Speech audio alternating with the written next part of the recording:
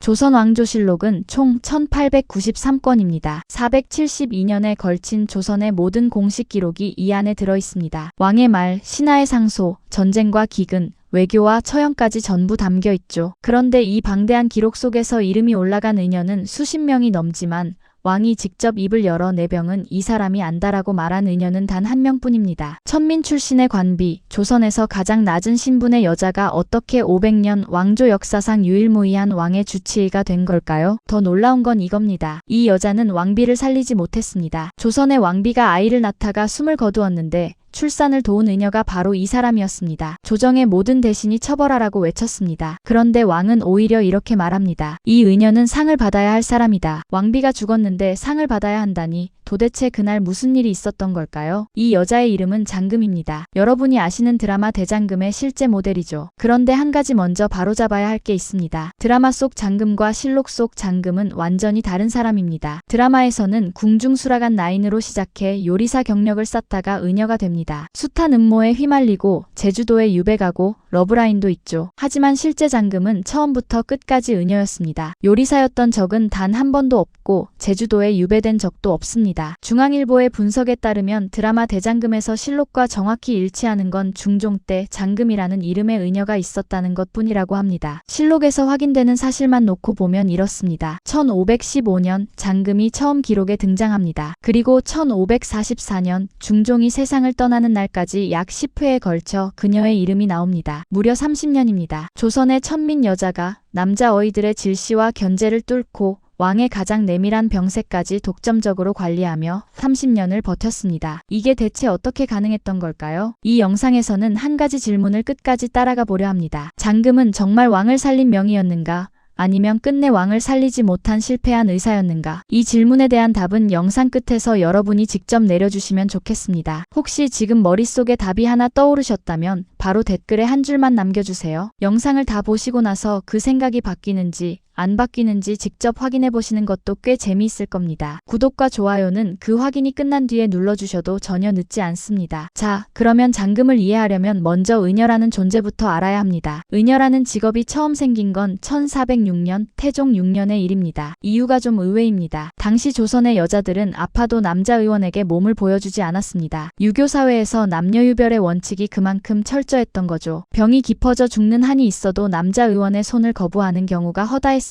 태종실록에 의하면 재생원 지사 허도라는 관리가 이 문제를 건의합니다. 여자 환자를 여자 의원이 치료하게 하자. 태종이 이걸 받아들여서 관비, 그러니까 나라에 소속된 여자 노비 중에서 어린아이 10명을 뽑습니다. 이게 의녀제도의 시작입니다. 지금 의과대학 정원이 한 해에 수천 명인데 조선의 첫 여성 의료인 양성 정원은 고작 10명이었습니다. 그것도 양반집 딸이 아니라 천민 중에서 골랐습니다. 왜 천민이냐고요? 의술을 배워 남의 몸을 만지는 일을 양반 가문이 여자에게 시킬 수는 없었으니까요. 남녀유별 때문에 여성 의료인이 필요했지만 그 여성 의료인을 만들 때도 남녀유별과 신분 질서가 작동한 겁니다. 의녀제도의 탄생 자체가 이미 모순을 품고 있었다는 얘기죠. 교육과정도 꽤 체계적이었습니다. 3단계로 나뉘는데 첫 단계가 초학위입니다. 이 기간은 3년이고 오직 학업에만 전념합니다. 맥경이라는 의서로 맥 짚는 법을 배우고 침구법을 익히는 시기죠. 맥경이 뭐냐면 손목 맥박의 강약과 리듬을 통해 환자의 상태를 파악하는 기술입니다. 지금으로 치면 혈압계 없이 혈압을 읽어내는 것과 비슷한 원리입니다. 그 다음이 간병의인데 실제로 환자를 보면서 의원을 보조하는 실습 과정입니다. 산부인과 교육도 2단계에서 이루어졌습니다. 마지막이 내의녀입니다. 궁궐 안에 들어가서 왕실 가족을 직접 진료할 수 있는 최고 등급이죠. 여기서 한 가지 짚고 넘어갈 게 있습니다. 같은 일을 하는 남자 의원, 어인은 중인 신분이었습니다. 의과 시험을 봐서 합격하면 관직을 받았고 승진도 할 수 있었습니다. 실력이 뛰어나면 정삼품 당상관까지 올라갈 수 있는 길이 열려 있었죠. 그런데 같은 일을 하는 의녀는 천민이었습니다. 아무리 뛰어난 실력을 갖춰도 신분은 바뀌지 않았습니다. 관직도 없고 품계도 없습니다. 급료조차 남자 의원의 절반 수준이었습니다. 실력과 신분 사이에 500년 동안 동안 깨지지 않는 벽이 있었던 겁니다. 게다가 이 벽을 더 처참하게 만든 사람이 있습니다. 연산군입니다. 연산군은 궁중연회에 의녀들을 불러다 술을 따르게 하고 흥을 돋우게 했습니다. 의술을 익힌 전문직 여성을 기생 취급한 겁니다. 연산군 일기에는 서울 안에 각사에서 공적인 잔치를 벌일 때 의녀들을 데려다 쓰라는 기록까지 있습니다. 이때부터 의녀에게 약방기생이라는 멸칭이 붙었습니다. 의녀라는 제도가 100년도 안 돼서 원래 목적을 완전히 잃어버린 순간이죠. 장금이 활동한 건 바로 이 연산군 직후 중종시대입니다. 중종은 연산군을 몰아낸 중종반정으로 왕위에 오른 사람이니까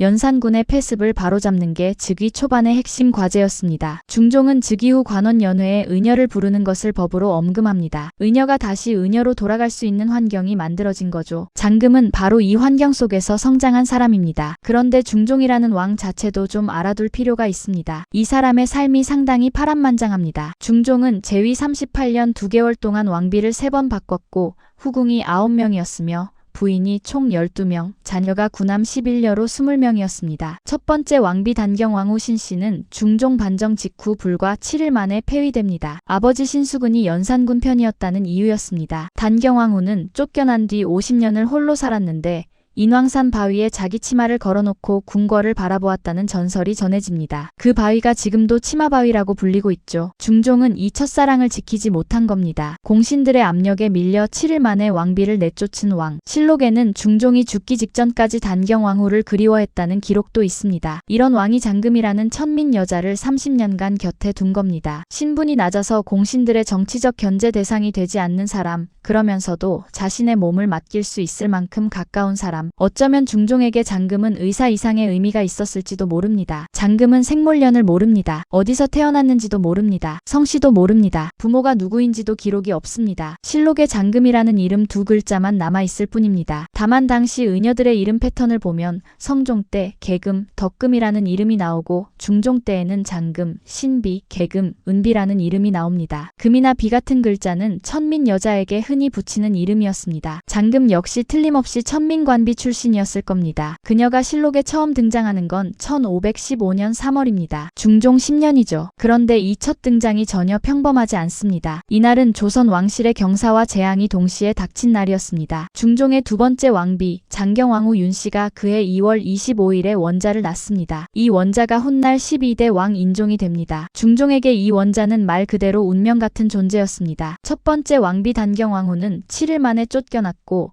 두 번째 왕비 장경왕후가 들어와서 드디어 아들을 낳은 겁니다. 왕위를 이을 적장자, 조선 왕실이 들썩였을 만한 경사였죠. 그런데 장경왕후가 원자를 낳고 겨우 6일 만에 숨을 거둡니다. 25살이었습니다. 사인은 산후병이었습니다. 나무위키에 따르면 장경왕후는 경복궁 동궁 별전에서 숨을 거두었고 죽기 직전에 원자의 이름을 호로 지어달라고 부탁했다고 합니다. 억명, 즉 이름을 낮추어 지으면 오래 산다는 속설 때문이었죠. 어머니가 마지막 숨을 몰아쉬면서 아이의 장수를 비는 모습입니다. 이 출산 현장에 장금이 있었습니다. 장금은 호산, 그러니까 출산을 돕는 역할을 했습니다. 왕비의 몸에 직접 손을 대고 아이를 받아낸 사람이 바로 장금이었을 가능성이 높습니다. 당시 남자 의원은 왕비의 출산 장면에 직접 들어갈 수 없었으니까요. 커튼 너머에서 증상을 전해 듣고 약을 조제하는 게 남자 어의의 한계였습니다. 실제로 왕비의 옷을 벗기고 아이를 받고 산후조리를 하는 건 전부 의녀의 몫이었습니다. 왕비가 죽었습니다. 사헌부가 즉시 움직였습니다. 담당 의원 하종애와 의녀들을 처벌해야 합니다. 이건 관례였습니다. 왕실 가족이 사망하면 담당 의료진을 문책하는 게 조선의 법도였습니다. 대간들은 특히 장금을 겨냥했습니다. 실록 원문을 보면 대간은 이렇게 주장합니다. 의녀인 장금의 죄는 하종애보다도 심합니다. 산후에 의대를 개어하실 때 중지하도록 개청했으면 어찌 대고에 이르렀겠습니까? 형조가 정류를 적용하지 않고 또 장형을 속바치게 하니 매우 미편합니다. 쉽게 풀면 이겁니다. 왕비가 출산 후에 옷을 갈아입는 과정에서 몸이 상했는데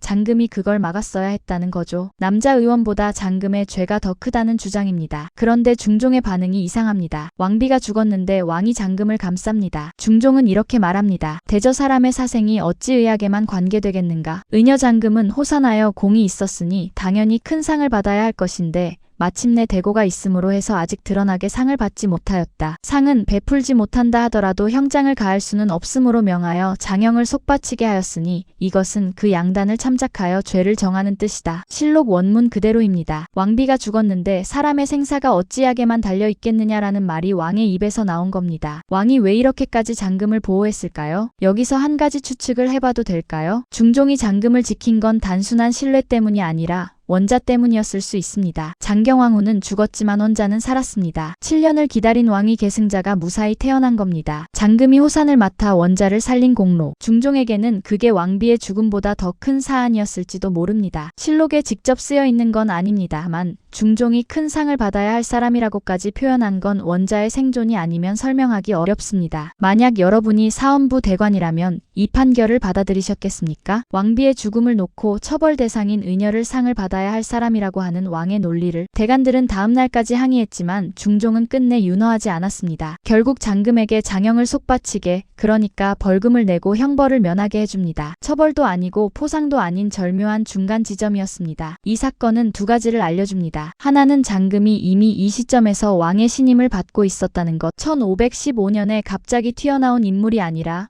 그 이전부터 궁궐에서 오래 활동해 온 의녀였다는 뜻입니다. 실록에 처음 나온 게 1515년이니까 기록 기준으로만 비정규직 9년이지 실제로는 훨씬 더 오래 일했을 겁니다. 또 하나는 이날을 기점으로 장금의 이름이 조선왕조실록에 영구히 새겨졌다는 것입니다. 왕비의 죽음이라는 비극 속에서 천민 여자의 이름이 나라의 공식 기록에 올라간 순간이죠. 7년의 공백이 있습니다. 1515년 이후 장금의 이름이 다시 실록에 나타나는 건 1522년 중종 17년 8월 15일입니다. 이때 중종의 어머니 자순대비 정현왕후가 중풍 증세에 감기까지 겹쳐 편찮았습니다. 처음에는 다른 의녀들이 치료를 맡았는데 차도가 없었습니다. 그러자 남자 의원 하종애와 김순몽이 투입됐고 이후 대비의 병세가 호전됩니다. 이때 왕은 치료에 공을 세운 의료진에게 상을 내립니다. 실록 원문을 보면 제조 김전과 장순손에게는 말 한 장 20부와 활 1정, 의원 하종애에게는 말 한 필과 쌀콩 각 10석이 돌아갔습니다. 그리고 의녀 신비와 장금에게는 각각 쌀콩 10석씩이 하사됐습니다. 10석이라는 양이 어느 정도인지 감이 안 오실 수도 있는데 쌀 10석이면 약 1800리터 분량입니다. 한 사람이 1년 먹을 양보다 많습니다. 천민 의녀에게 이 정도를 내렸다는 건 파격적인 포상이었습니다. 그리고 주목할 건 장금이 남자 의원 하종애와 동급의 포상을 받았다는 점입니다. 신부는 천민이지만 공로평가에서는 남자 어의와 나란히 선 겁니다. 이 기록에서 알 수 있는 건 두 가지입니다. 7년이 지나도 장금이 여전히 궁궐 안에서 활동하고 있었다는 것, 그리고 왕실 최고 어른인 데뷔 전의 치료에 직접 참여할 정도의 실력과 신뢰를 유지하고 있었다는 것. 7년 동안 실록에 이름이 안 나온 건 별다른 사건이 없었기 때문이지 장금이 사라졌기 때문이 아닙니다. 그 7년 동안 그녀는 조용히 궁궐 안에서 자기 자리를 지키고 있었던 겁니다. 그로부터 2년 뒤인 1524년 중종 19년 12월 15일에 결정적인 전환점이 옵니다. 이날 중종은 의술의 발전이 멈춘 것을 한탄하면서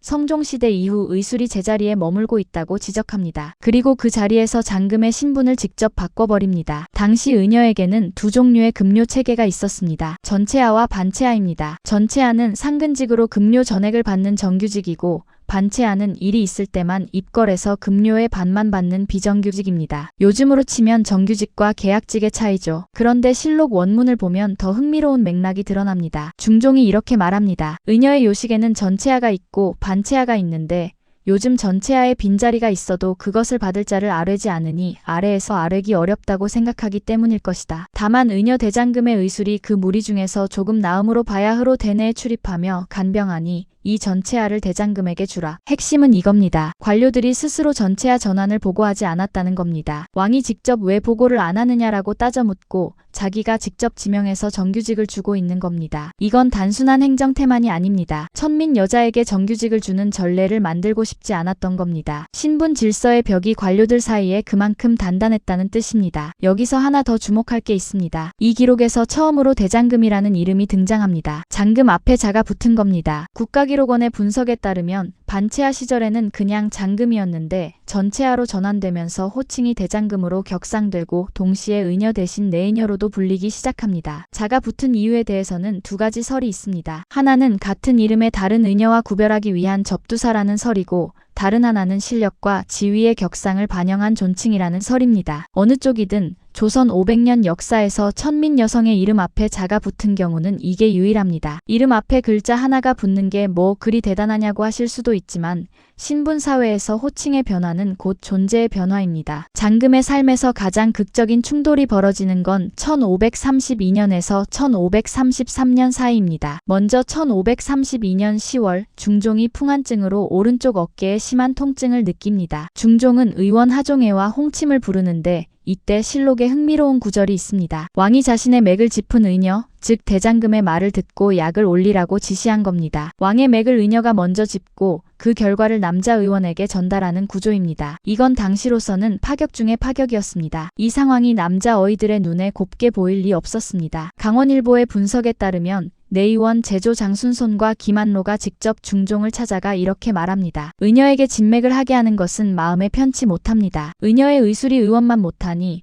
의원으로 하여금 들어와서 살피게 하는 것이 어떻겠습니까? 이 말에는 두 가지가 담겨 있습니다. 첫째, 의녀의 실력이 의원보다 못하다는 주장. 둘째, 천민 여자가 왕의 몸을 직접 살피는 것이 예법에 어긋난다는 암시. 중종은 이들의 요청을 받아들여 남자 의원들이 다시 맥을 짚도록 허락합니다. 장금에 대한 견제가 공식화된 순간이었습니다. 그런데 진짜 극적인 건 그 직후에 벌어집니다. 1533년 1월 중종이 종기를 알아 몇 달째 고생합니다. 왕이 직접 향후 2-3개월은 정무를 보기 어렵겠다고 선언할 정도로 심각한 상태였습니다. 프레시안의 분석에 따르면 이때 내의원 장순손이 중종에게 이런 말을 합니다. 대체로 종기를 앓을 때는 젊은 여자를 가까이에서는 안 됩니다. 종기가 터진 후에도 더욱 부인을 기피해야 합니다. 이 말의 뜻을 잘 들어보셔야 합니다. 의학적인 조언의 형태를 빌리고 있지만 핵심은 장금이 중종 가까이 오지 못하게 하려는 겁니다. 젊은 여자를 가까이 하지 말라는 말이 왜 종기치료 논의에서 나왔을까요? 실록 어디에도 장금이 젊은 여자로서 왕과 부적절한 관계에 있었다는 기록은 없습니다. 이건 의술의 문제가 아닙니다. 천민 신분의 여자가 왕의 몸을 직접 살피고 왕의 가장 은밀한 병세를 독점적으로 파악하고 있는 상황이 남자 어이들에게는 견딜 수 없는 일이었던 겁니다. 그런데 결과가 놀랍습니다. 장금이 배제된 사이에 중종의 병세가 나아지지 않았습니다. 결국 신하들이 먼저 의녀에게 진찰시켜 약을 쓰는 것이 어떻겠냐고 의견을 냈고 중종이 이를 받아들입니다. 그로부터 한 달여 뒤인 2월 11일 중종의 종기가 거의 회복됩니다. 그러자 왕이 파격적인 포상을 내립니다. 남자 의원 박세거와 홍침에게는 당상관 승진과 쌀콩 6석이 돌아갑니다. 그런데 장금에게는 쌀콩 15석의 관목면과 정포 10필이 돌아갑니다. 관직을 올려줄 수 없는 천민 여자에게 물질적 보상을 2배 이상 더 크게 해준 겁니다. 여기서 소름 돋는 아이러니가 하나 있습니다. 중종이 상을 내릴 인물로 지목한 첫 번째와 두 번째의 이름을 올린 장순손과 김한로는 불과 4개월 전에 의녀에게 진맥을 시키는 것은 불편하다며 반기를 든 바로 그 사람들이었습니다. 장금의 처방 덕에 왕이 나았고 그 덕에 자기들도 상을 받게 된 겁니다. 이 모든 과정에서 실록에는 장금 자신의 말이 한 줄도 기록되어 있지 않습니다. 장순손이 젊은 여자를 가까이 하지 말라고 했을 때 장금이 뭐라고 반박했는지 어떤 심정이었는지 전혀 알 수 없습니다. 실록에는 오직 왕의 판단과 남자 어이들의 발언만 남아 있습니다. 천민 여자의 목소리는 역사에 담기지 않았습니다. 10년 넘게 남자 어이들의 견제 속에서도 장금이 자리를 지킬 수 있었던 건 결국 왕의 의지 때문이었습니다. 하지만 그 왕에게도 시간은 공평했습니다. 1544년 중종 39년입니다. 중종의 마지막 해입니다. 이 시점에 장금은 실록 첫 등장으로부터 이미 30년 가까이 궁궐에서 일한 사람입니다. 중종의 재위 38년 중 대부분을 함께 보낸 셈이죠. 이에 2월 중종이 감기에 걸려 기침이 심해집니다. 실록을 보면 중종이 직접 정원에 전교합니다. 내가 접대 감기가 들어 해수증을 얻어서 오래 시사하지 못하였다. 의원 박세거와 홍침 및 내의녀 대장금과 은비 등에게 약을 의논하라고 이미 하유하였거니와 이 뜻을 내의원 제조에게 이르라. 이 기록에서 알 수 있는 건 이 시점에서 장금은 왕이 약을 의논하는 핵심 멤버였다는 것입니다. 남자 의원과 나란히 이름이 거론됩니다. 그런데 10월 상황이 급격히 나빠집니다. 중종은 오랫동안 알아온 풍증과 합병증으로 쇠약해져 있었는데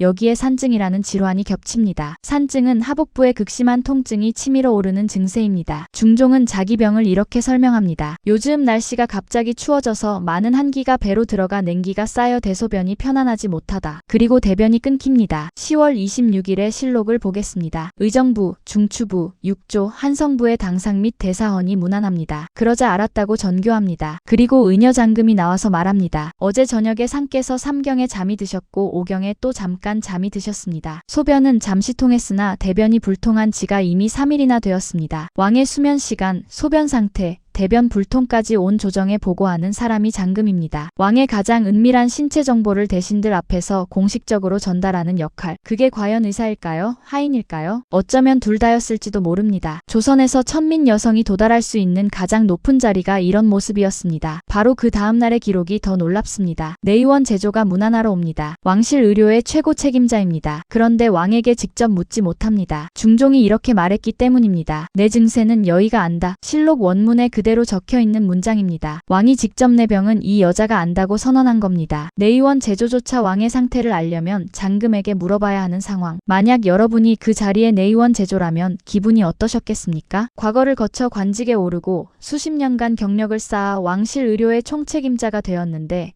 왕이 내병은 저 천민 여자가 안다라고 하면서 돌려보내는 겁니다. 이날 장금은 밀정이라는 처방을 씁니다. 밀정이란 꿀을 이용한 관장법입니다. 꿀을 단단하게 뭉쳐서 항문에 넣어 대변을 배출하게 하는 고전적인 치료법이죠. 그 전에 장금은 반총산이라는 처방을 여러 번 투여했지만 차도가 없었습니다. 반총산은 동의보감에도 수록된 처방으로 하복부 통증과 배뇨 장애에 쓰는 약입니다. 약이 듣지 않자 극단적인 방법을 택한 겁니다. 조선의 왕에게 천민 여자가 직접 관장을 시행했다는 건 이 둘 사이의 신뢰가 어떤 수준이었는지를 말해주는 장면이 아닐 수 없습니다. 대변 불통이 계속되다가 드디어 호전의 기미가 보입니다. 10월 29일 장금이 내전에서 나옵니다. 승지들이 내관 박기에게 물어보니 하기가 비로소 통했다고 한다는 답이 옵니다. 곧이어 장금이 직접 말합니다. 하기가 비로소 통하여 매우 기분이 좋다고 하셨습니다. 이 말이 실록에 기록된 장금의 마지막 육성입니다. 이 소식이 퍼지자 승정원, 내의원은 물론 의정부, 육조, 중추부, 한성부 당상들까지 앞다투어 문안을 드리려 합니다. 왕의 배변 한 번의 조정이 통째로 움직인 겁니다. 내의원 제조가 기뻐하며 말합니다. 하기가 평소와 같으시단 말씀을 들으니 신들은 기쁨을 이루 다 말할 수 없습니다. 중종은 이에 답합니다. 내가 지금은 하기가 평소와 같고 다만 기운만 약할 뿐이다. 지금 제조 및 의원과 의녀가 모두 왕래하고 있지만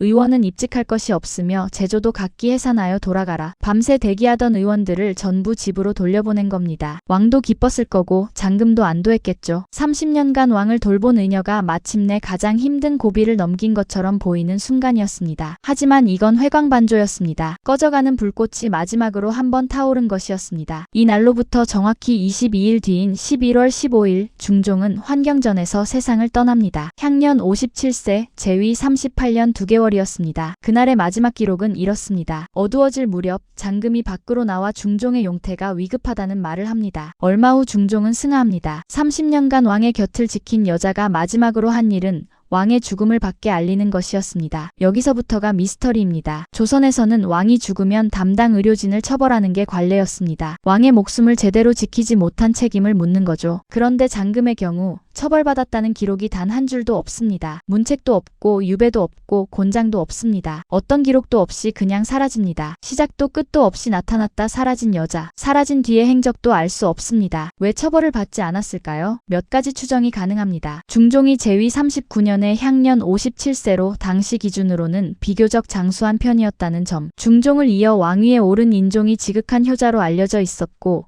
장금은 바로 그 인종을 출산할 때 호상 공로를 세운 의녀였다는 점. 그리고 무엇보다 왕 자신이 죽기 직전까지 내병은 이 사람이 안다라고 공언한 사실이 실록에 버젓이 남아 있었다는 점. 이런 상황에서 장금을 처벌하면 선왕의 판단을 부정하는 꼴이 됩니다. 정치적으로도 쉽지 않은 일이었을 겁니다. 비교를 하나 해보겠습니다. 장금보다 약 100년 앞선 세종시대에 장영실이라는 사람이 있었습니다. 동래부 관노, 지방관청 소속 노비 출신이었는데 태종이 그의 재능을 발견하고 세종이 키워줬습니다. 세종은 직접 이렇게 말합니다. 영실은 솜씨뿐 아니라 인간됨과 성격이 좋고 똑똑하기가 보통이 아니다. 장영실은 자경루, 갑인자, 흠경각 같은 업적을 세우며 종삼품 대호군까지 올랐습니다. 노비가 종삼품 무관직을 받은 전무후무한 사례였죠. 그런데 장영실의 끝은 비극이었습니다. 1442년 왕이 타는 가마인 아녀가 부서지는 사고가 일어나고 감독 책임을 물어 곤장 80대를 맞은 뒤 관직까지 빼앗기고 역사에서 사라집니다. 직접적인 증거는 없지만 음모로 짐작되는 정황이 있다고 국가기록원은 분석합니다. 사대부들의 나라에서 그를 받아준 건 임금뿐이었고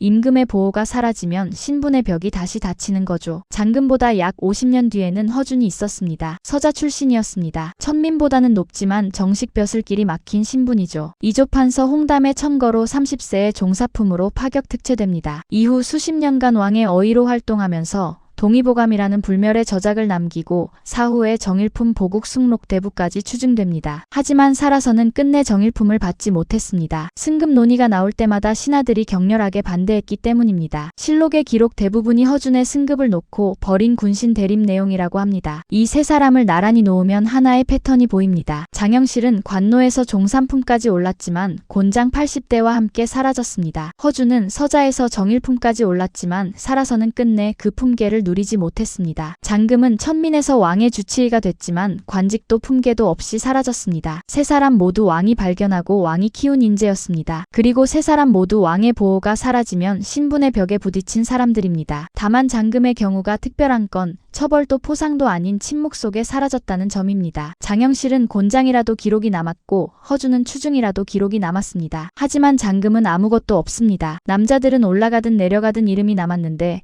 천민 여자에게는 그 마지막조차 허용되지 않았습니다. 그런데 역설적이게도 이 침묵이 장금을 500년 뒤에 되살린 셈입니다. 기록이 없었기 때문에 상상의 여지가 생겼고 그 여지를 드라마 대장금이 채웠습니다. 2003년에 방영된 MBC 드라마 대장금은 방송 이후 10년 동안 90여 개국에 수출되어 220억 원의 직접 수익과 1100억 원의 생산 유발 효과를 올렸습니다. 중동의 한 나라에서는 시청률 90%를 기록했고 일본에서는 중장년 남성들까지 한류 드라마의 시청자로 끌어들인 전환점이 됐습니다. 실록을 쓴 사관도 장금 본인도 중종조차도 상상하지 못했을 겁니다. 실록 속 10줄 남짓한 기록이 500년 뒤에 전 세계 한류의 기폭제가 될 줄은. 이쯤에서 처음에 드렸던 질문으로 돌아가 보겠습니다. 장금은 정말 명의였을까요? 기록만 놓고 보면 확신하기 어렵습니다. 장경왕후를 살리지 못했고 중종도 끝내 살리지 못했습니다. 그녀의 의술이 당대 남자 어이들보다 뛰어났다는 객관적인 증거도 실록에는 없습니다. 중종 스스로도 장금의 실력을 무리 중에서 조금 낫다라고 표현했을 뿐입니다. 조금 낫다. 이게 명의의 수식어는 아니죠. 그런데 다른 쪽에서 보면 이야기가 완전히 달라집니다. 중종은 30년간 이 여자를 곁에 뒀습니다. 대간이 처벌하라고 해도 막아줬고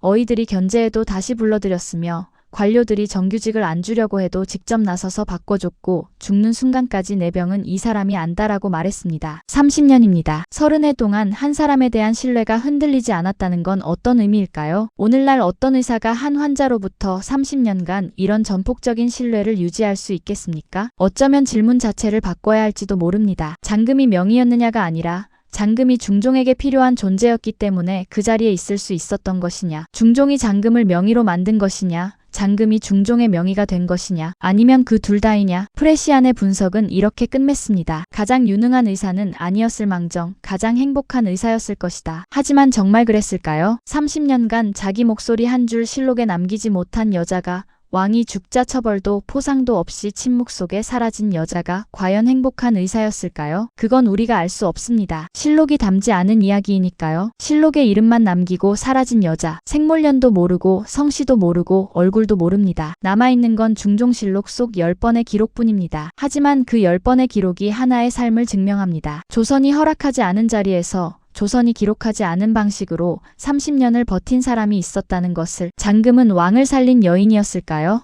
아니면 왕을 살리지 못한 여인이었을까요? 그 답은 여러분의 댓글에 맡기겠습니다.